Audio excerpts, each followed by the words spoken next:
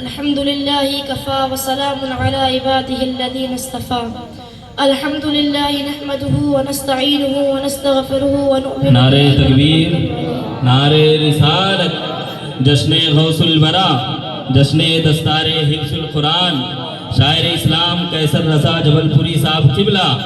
نعرہ تکبیر، نعرہ رسالت.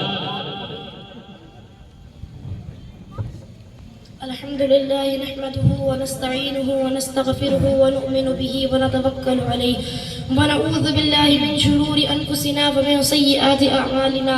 من يهده الله فلا مضل له ومن يضلله فلا هادي له. أشهد أن لا إله إلا الله وأشهد أن محمدا عبده ورسوله. قال الله تبارك وتعالى في كتابه العظيم وخطابه القديم. أما بعد فأعوذ بالله من الشيطان الرجيم. بسم الله الرحمن الرحيم. ألا إن أولياء الله لا خوف عليهم ولا هم يحزنون. صدق الله مولانا العظيم وصدق رسوله النبي الكريم ونحن على ذلك لمن الشاهدين والشاكرين والحمد لله رب العالمين. نہ جانے حسن ہے یا عشق اتنا جانتا ہوں میں، نہ جانے حسن ہے یا عشق اتنا جانتا ہوں میں، مجھے کھینچے لیے جاتا ہے کوئی جذبہ پنہانی. کہاں کا دست اے منطور کیا برق تجلی کیا، کہاں کا دست اے منطور کیا برق تجلی کیا، یہ سب تھی جمال مصطفیٰ کی پرتب افسانی. اور ہمارے دین کی حقانیت کے دونوں شاہد ہیں، ہمارے دین کی حقانیت کے دونوں شاہد ہیں، معین الدین اجمیری، محی الدین جیلانی.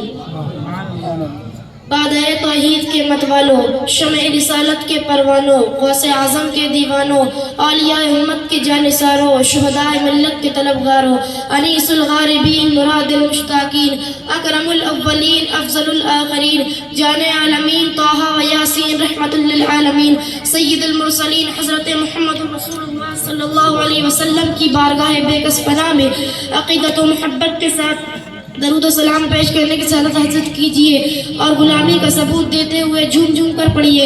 اللہم صلی علی محمد معدن الجود والکرم منبع العلم والحکم وآلہ وآصحابہ وبارک وسلم. صلاۃ و سلام علیک یا رسول اللہ صلی اللہ تعالی علیہ وسلم. اس دنیا کا عجب حال ہے، جس طرف نظر اٹھا کر دیکھیے خوفی خوف کا عالم ہے، ڈر ہی ڈر کا دور دورہ ہے. اونچے اونچے سرب فلک پہاڑ اپنا سینہ تانے کھڑے ہیں اور اپنی پائیداری پر ناز ہے، مگر ہر وقت خوف و دہشت سے لرزا ہے اور ڈر رہے ہیں کہ کوئی سنگ تراش نہ آ رہا ہو. ہرے بھرے تناور درخت اپنے پھلوں اور پھولوں کے ساتھ، رنائیوں کے ساتھ شادب و شادماں ہے، مگر ان کا پتا پتا خوف زدہ ہے کہ کوئی کلہاڑی والا نہ آ رہا ہو. زمین پر لہلہاتی ہوئی گھاس لرزبر اندام ہے کہ کوئی چار پیر والا نہ آ رہا ہو، اور چار پیر والا اس خوف سے بھاگا پھر رہا ہے کہ کہیں بسم اللہ اللہ اکبر والا نہ آ رہا ہو. آفتاب عالم لاب پوری آب و تاب کے ساتھ چمک رہا ہے، مگر اس خوف سے زرد ہو رہا ہے کہ گرہن نہ لگ جائے. ستارے ضرور مسکرا رہے ہیں، مگر اس خوف سے کانپ رہے ہیں کہ صبح کی سفیدی نامودار نہ ہو جائے. اسی طرح کمزور طاقتور سے ڈر رہا ہے، کمزور سرمایہ دار پر خوف کھا رہا ہے، سرمایہ دار انکم ٹیکس آفیسر سے ڈر رہا ہے. الغرض اس دنیا میں جمادات ہو یا نباتات، حیوانات ہو یا فضائی کائنات، عالم بالا ہو یا عالم اسفل، زمین سے آسمان تک خوف یا خوف کا عالم ہے، ڈر ہی ڈر کا دور دورہ ہے. مگر اسی خوف و ہراس سے بھری ہوئی دنیا میں، اسی آسمان کے نیچے، اسی زمین کے اوپر خدا کی ایک ایسی مخلوق بھی آباد ہے جنہیں کسی چیز کا ڈر نہیں. وہ ہر جگہ بے خوف ہے، ہر حال میں بے غم ہے، انہیں صرف خدا کا خوف ہے اور ساری خدائی ان سے خوف زدہ ہے. آپ کہیں گے کہ ساری خدائی سے ڈر اور خدا سے ڈرنے والے لوگ کون ہیں، ان کا نام کیا ہے؟ تو سنیے، اولیاء اللہ، یہ خدا کے نیک بندے ہوتے ہیں. الا ان اولیاء اللہ لا خوف علیہم ولا هم یحزنون. بے شک اللہ کے ولیوں کو نہ کوئی خوف ہے نہ کوئی غم، بے شک اللہ کے ولیوں کو نہ کوئی خوف ہے نہ کوئی غم. خدا سے ڈرنے والا کسی سے ڈرا نہیں کرتا، اس لیے کہ دو خوف جمع نہیں ہو سکتے، یا تو خدا کا خوف ہوگا یا تو مخلوق کا خوف ہوگا. اور میں دیکھتا ہوں کہ خدا سے نہ ڈرنے والا دنیا کی ہر چھوٹی بڑی طاقت سے ڈرا کرتا ہے، اس لیے کہ خدا سے ڈرنا خود سب سے بڑی طاقت ہے، نعمت سب سے بڑی طاقت ہے. نعمت نہ ملنے سے انسان غمگین ہوتا ہے. اولیاء اللہ فنا فی اللہ ہو کر اس نعمت کو حاصل کر لیتے ہیں جس کی نظیر نہ مل سکتی ہے نہ حاصل کی جا سکتی ہے. پھر غمگین ہونے کا سوال ہی پیدا نہیں ہوتا.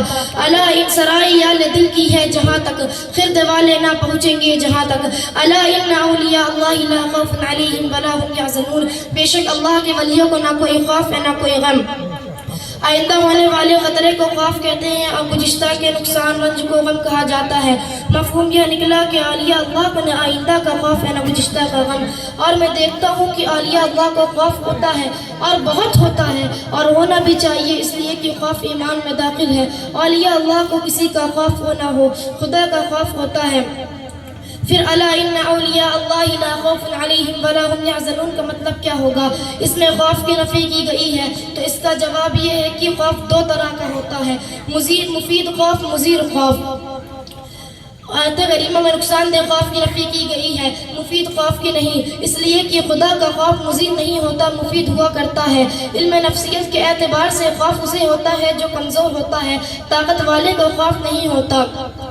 حدیث قدسی اولیاء اللہ کے طاقتور ہونے کی تصریح کر رہی ہے کہ جو بندہ خدا والا ہوگا خدا اس کا ہاتھ ہو جاتا ہے خدا اس کا پیر ہو جاتا ہے خدا اس کی آنکھیں ہو جاتا ہے خدا اس کے کان ہو جاتا ہے خدا اس کی زبان ہو جاتا ہے. مطلب یہ ہوا کہ ہاتھ ولی کا ہوگا کام خدا کا ہوگا پیر ولی کا ہوگا چلنا خدا کا ہوگا کان ولی کا ہوگا سننا خدا کا ہوگا زبان ولی کی ہوگی بات خدا کی ہوگی. ان کی دعا رد نہیں کی جاتی قبول کی جاتی ہے. ولی اللہ بے شک مظہر شان الہی ہے ولی اللہ بے شک مظہر شان الہی ہے جو ان کے منہ سے نکلے عین فرمان الہی ہے.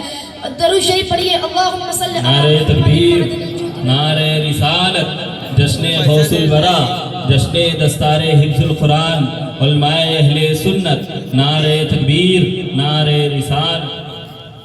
آئیے غوث اعظم کے نگاہ ولایت سماعت فرمائے. غوث الثقلین شیخ محی الدین عبد القادر جیلانی رضی اللہ تعالی عنہ بازار سے گزر رہے ہیں جس میں پاک پر قیمتی قبا ہے. ایک چور اس قبے کو دیکھ لیتا ہے اور آپ کے پیچھے ہو لیتا ہے تاکہ کسی طرح وہ قبا چرا سکے. غوث اعظم اپنے حجرہ ولایت میں داخل ہو رہے ہیں کسی طرح چور بھی اندر داخل ہو جاتا ہے. غوث اعظم نے قبا اتار کر رکھا اور عبادت الہی میں مصروف ہو گئے. چور کو موقع ملتا ہے چپکے سے اٹھا قبا بغل میں دبا کر دروازے پر پہنچ جاتا ہے. غوث پہنچ جاتا ہے دروازہ بند پاتا ہے. اندھیری کوٹری تھی. چور دیواروں پر ہاتھ مار مار کر دروازہ تلاش کر رہا تھا مگر دروازہ نہیں مل پا رہا تھا. ارے ملتا کیسے؟ غوث پاک کا در اور گھر تھا. ادھر وہ چور دروازہ تلاش کر رہا تھا اور غوث اعظم اس کے لیے ولایت کا دروازہ کھول رہے تھے. آپ نماز سے فارغ ہوتے ہیں دروازے پر دستخط کی آواز آتی ہے. ارشاد فرماتے ہیں کون ہے؟ جواب ملتا ہے انا ابلی بالبلکان. یہ سیدنا خضر کی اسم گرامی ہے یعنی میں خضر ہوں. دروازہ کھول دیا گیا. اندر تشریف لاتے ہیں. خضر نے فرمایا فلاں علاقے کا ابدال مثال کر گیا ہے اس علاقے کے لیے ابدال لینے آیا ہوں. چور اندر چھپا بیٹھا تھا خوف و دہشت سے بحال ہو رہا ہے. اسے یقین ہو گیا کہ اب پکڑا جاؤں گا لیکن چور نہ پکڑا جاتا ہے نہ جکڑا جاتا ہے اس لیے کہ مستند ولی کی بارگاہ عالی پناہ میں جس کی شان ہے الا ان اولیاء اللہ لا خوف علیہم ولا هم یحزنون. یہ خود اولیاء اللہ خود بے خوف رہتے ہیں اور جو ان کی بارگاہ گونجی میں نسبت کے باعث وہ بھی بے خوف اور بے غم ہو جایا کرتا ہے. غوث اعظم نے فرمایا صبح کسی کو مقرر کر دیا جائے گا. حضرت خضر جواب دیتے ہیں صبح تک وہ علاقہ ہلاک ہو گیا تو اس ذمہ دار کون ہوگا؟ غوث اعظم غوثیت معاب کے باہر بیقرہ میں رحم و کرم کی موج اٹھتی ہے اور فرماتے ہیں جائیے غشوں میں ایک ابدال ہے انہیں لے جائیے. حضرت خضر کونے میں تشریف لا کر مخاطب ہوتے ہیں اے ابدال ہمارے ساتھ چلیے. چور بول پڑتا ہے میں ابدال نہیں چور ہوں. حضرت خضر جواب دیتے ہیں ٹھیک ہے ابھی تک آپ چور تھے ڈاکو تھے غوث اعظم کی نگاہ کرم سے آپ ابدال ہو گئے ہیں. نگاہ مرد مومن سے بدل جاتی ہے تقدیریں نگاہ مرد مومن سے بدل جاتی ہے تقدیریں جو ہو ذوق یقین پیدا تو کٹ جاتی ہے زنجیریں. اولیاء اللہ کی زبان میں دیر ہی کیا لگتی ہے نگاہ ہٹتی ہے دل کی دنیا بدل جاتی ہے. فقط نگاہ سے ہوتا ہے فیصلہ دل کا فقط نگاہ سے ہوتا ہے فیصلہ دل کا. معلوم معلوم ہوا کہ نظر کرم سے ہونے والے ولی کے لیے متقی ہونا بھی شرط نہیں، اس لیے کہ کبھی ولایت تقوی سے ملتی ہے اور کبھی ولایت کے بعد تقوی آتا ہے۔ سامعین اکرام، آپ دیکھیے کہ غوث اعظم کی نگاہ نے منٹوں میں چور کو ولی بنا دیا۔ رسول عالم کی نظر کرم کا عالم کیا ہوگا کہ جب ان کے گدا بھر دیتے ہیں شاہ نے زمانے کی جھولی، کہ جب ان کی گدا بھر دیتے ہیں شاہ نے زمانے کی جھولی، ارے محتاج کا جب یہ عالم ہے، مختار کا عالم کیا ہوگا؟ دعوانا ان الحمدللہ رب العالمین۔ السلام علیکم ورحمۃ اللہ۔